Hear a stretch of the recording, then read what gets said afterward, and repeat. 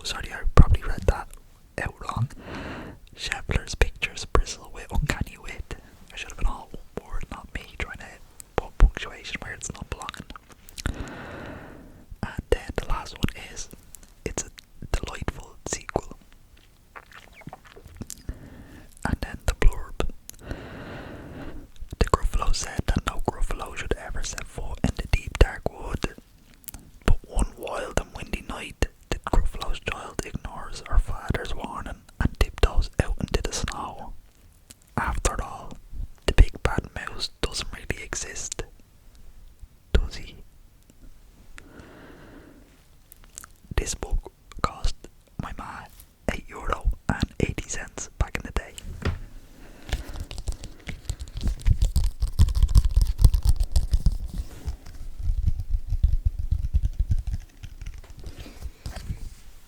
And that's the picture on it.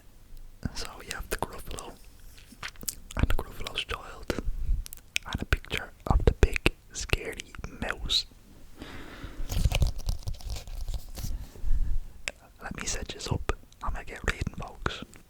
Okay, folks. The Gruffalo's child, Julia Donaldson and Axel Scheffler.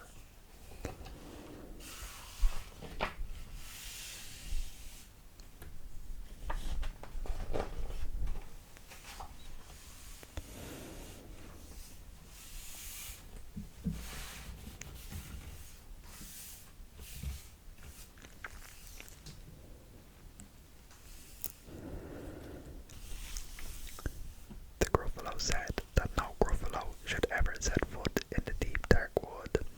Why not? Why not? Because if you do, the big bad mouse will be after you. I met him once, said the Gruffalo. I met him a long, long time ago. What does he look like? Tell us, Dad. Is he terribly big and terribly bad?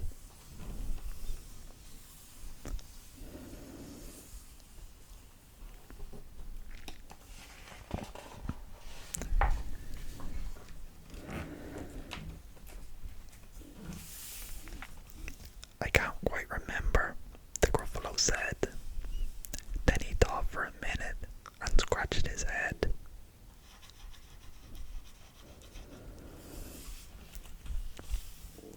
The big bad mouse is terribly strong and his scaly tail is very long. His eyes are like bills of terrible fire and his terrible whiskers are tougher than wire.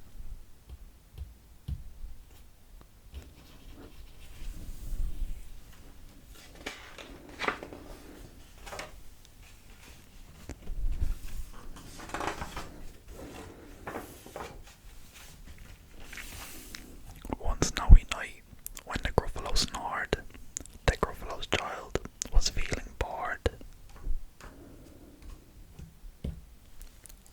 The Gruffalo's child was feeling brave, so she tiptoed out of the Gruffalo cave. The snow fell fast, and the wind blew wild.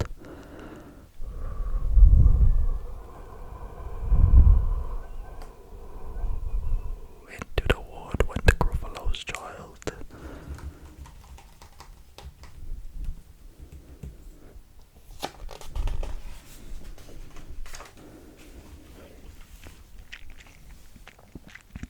Aha, uh-oh, a trail in the snow. Whose is this dead trail, and where does it go? A tail poked out of a log pile house. Could this be the tail of the big bad mouse?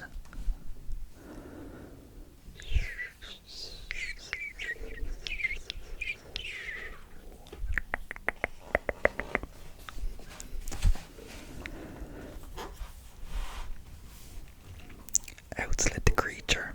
His eyes were small, and he didn't have whiskers. No, none at all. You're not the mouse. Not I, said the snake. He's down by the lake, eating Gruffalo cake.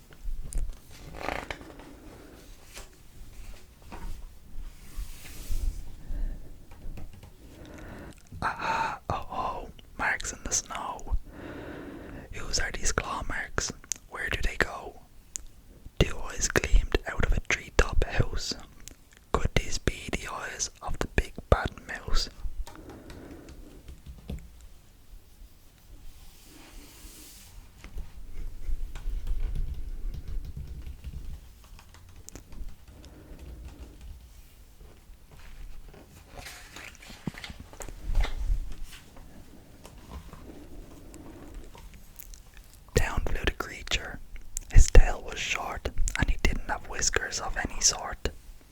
You're not the mouse, too not I, but he's somewhere nearby, eating Gruffalo pie.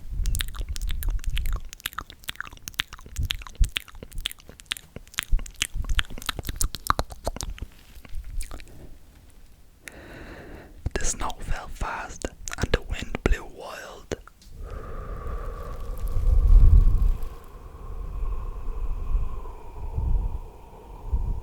I'm not scared, said the Gruffalo's child.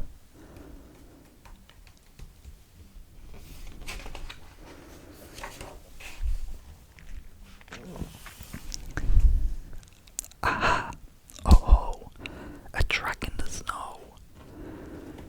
Whose is this track, and where does it go? Whiskers at last, and an underground house. Could this be the home of the big bad mouse?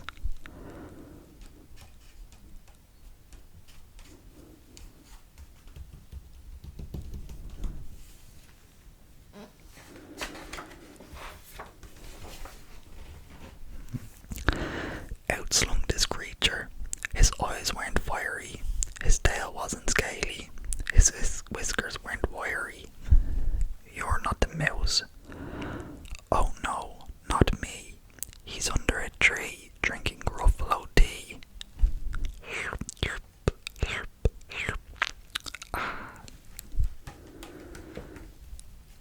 It's all a trick, said the Gruffalo's child, as she sat on a stump where the snow lay piled.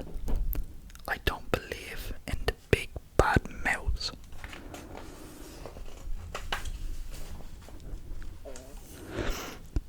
But here comes a little one out of his house.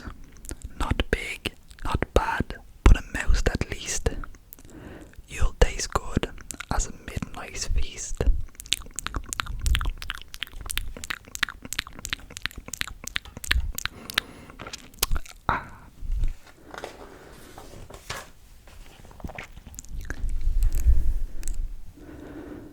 Wait, said the mouse, before you eat. There's a friend of mine that you ought to meet. If you let me up onto a hazel twig, I'll beckon my friend, so bad and big.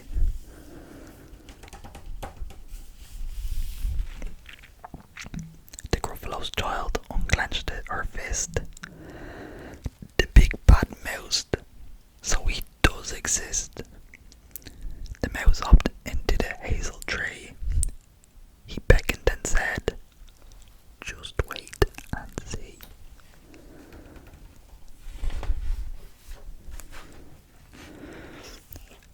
Out came the moon. It was bright and round. A terrible shadow fell onto the ground. Who is this creature, so big, bad and strong? His tail and his whiskers are terribly long.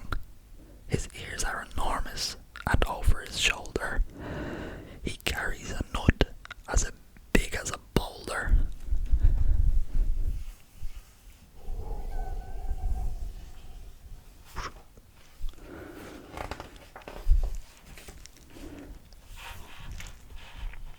The big bad mouse, yelled the Gruffalo's child. The mouse jumped down from the twig and smiled.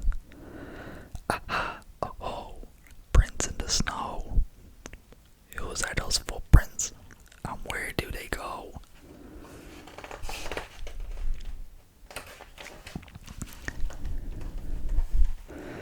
The footprints led to the Gruffalo cave, where the Gruffalo's child was a bit less brave.